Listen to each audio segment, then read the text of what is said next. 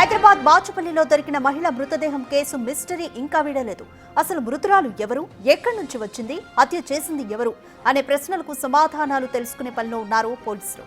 మృతురాలిని north Indian గా అనుమానిస్తున్నారు పోలీసులు. ఆమె చేతికి ఉన్న మట్టి గాజుల ఆధారంగా దర్యాప్తు చేస్తున్నారు. ఇక మరోవైపు ఆమె మెడకు తాడుతో ముడివేసి చంపినట్లుగా గుర్తులు ఉన్నాయంటున్నారు పోలీసులు. ప్రస్తుతం 4 బృందాలతో దర్యాప్తు చేస్తున్నారు.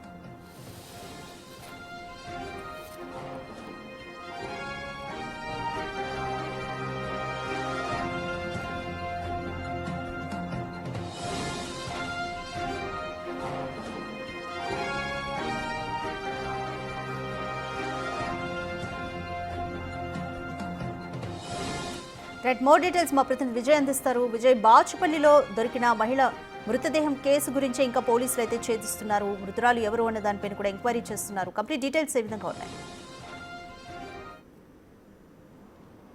రాధిక, బాచుపల్లిలో దొరికినటువంటి ఆ సూట్ కేసులో దొరికిన మహిళ మృతదేహాన్ని అయితే పోలీసులు విచారణ చేస్తూ ఉన్నారు. అలాగే డెడ్ బాడీకి పోస్ట్ మార్టం నిమిత్తం అయితే గాంధీ ఆసుపత్రికి కూడా తరలించారు.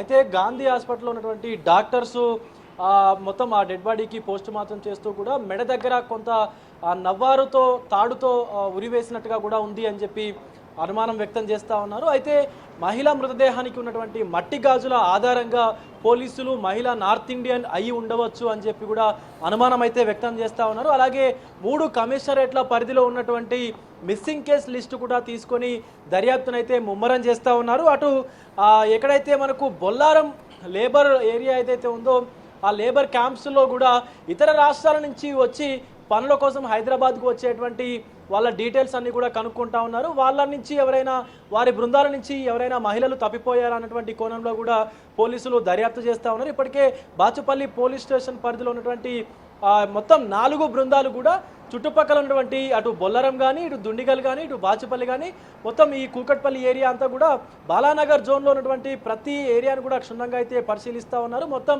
సీసీ కెమెరాల ఆధారంగా కూడా దర్యాప్తు అయితే కొనసాగుతూ ఉంది. Radhika, thank you Vijay.